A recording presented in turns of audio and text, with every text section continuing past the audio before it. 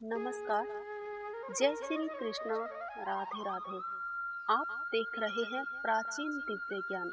आप सभी का एक बार फिर से स्वागत है। आज हम सुनेंगे सत्यनारायण व्रत कथा, चतुर्थ अध्याय। सूत जी बोले, वैश्य ने मंगलाचार कर अपनी यात्रा आरंभ की और अपने नगर की ओर चल दिए। उनके थोड़ी ही दूर जाने पर एक दंडी वेशधारी श्री सत्यनारायण जी ने उनसे पूछा, हे साधु, तेरी नाव में क्या है? अभिवाणी वणिक हंसता हुआ बोला, हे दंडी, आप क्यों पूछते हो? क्या धन लेने की इच्छा है आपकी? मेरी नाव में तो बेल और पत्ते भरे हुए हैं। वैश्य के कठोर वचन सुनकर भगवान बोले, तुम्हारा वचन सत्य हो। दंडी ऐसे वचन कह वहां से चले गए। कुछ दूर जाकर समुद्र किनारे बैठ गए। दंडी के जाने के बाद साधु वैश्य ने नित्य क्रिया के पश्चात नाव को ऊंची उठते देख अचंभा माना और नाव में बेल पत्ते इत्यादि देख मूर्छित होकर जमीन पर जाकर गिर पड़ा। मूर्छा खुलने पर अत्यंत शोक में डूब गया। तब उसका दामाद बोला कि आप शोक ना मनाएं, ये दंडी का श्राप है, इसलिए हमें उनकी शरण में जाना चाहिए, तभी हमारी मनोकामना पूरी होगी। दामाद जी की बात सुनकर वे दंडी के पास पहुंचे तो अत्यंत भक्ति भाव से नमस्कार करके बोला, मैंने आपसे जो असत्य वचन कहे थे उनके लिए मैं क्षमा मांगता हूँ। ऐसा कहकर महान शोकातुर हो रोने लगा। तब दंडी भगवान बोले, हे वणिक पुत्र, मेरी आज्ञा से बार बार तुम्हें दुख प्राप्त हुआ है, तू मेरी पूजा से विमुख हुआ। साधु बोला, हे भगवान, आपकी माया से ब्रह्मा आदि देवता भी आपके रूप को नहीं जानते, तब मैं अज्ञानी भला आपको कैसे जान सकता हूँ? आप प्रसन्न होइए, अब मैं सामर्थ्य के अनुसार आपकी पूजा करूँगा। मेरी रक्षा करो और पहले के समान नौका में धन भर दीजिए।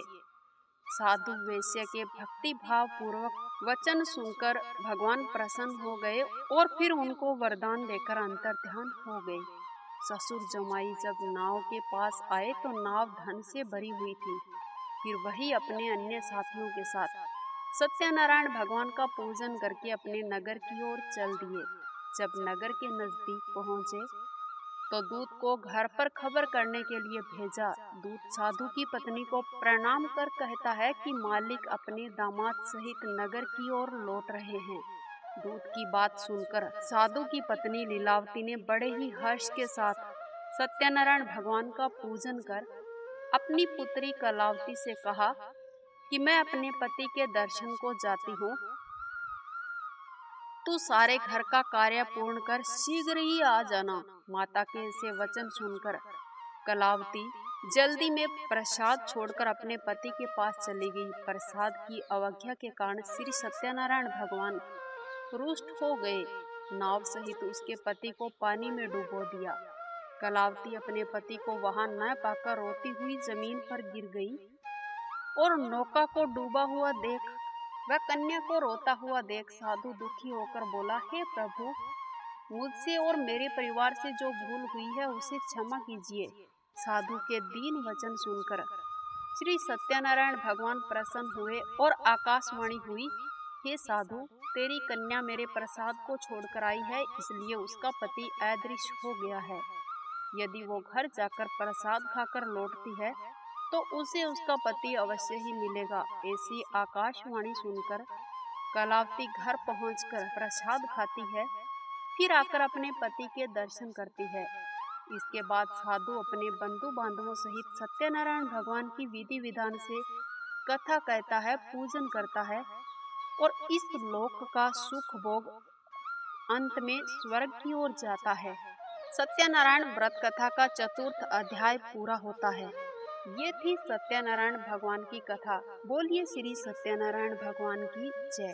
अगर वीडियो अच्छा लगा है तो इसे लाइक कीजिएगा, शेयर कीजिएगा। इसके साथ साथ आप चैनल को सब्सक्राइब करके बेल आइकन अवश्य प्रेस कर देना, ताकि आने वाले हर एक वीडियो का नोटिफिकेशन आपको सबसे पहले मिल सके। मिलते हैं नेक्स्ट वीडियो में। वंदे मातरम। जय श्री कृष्ण।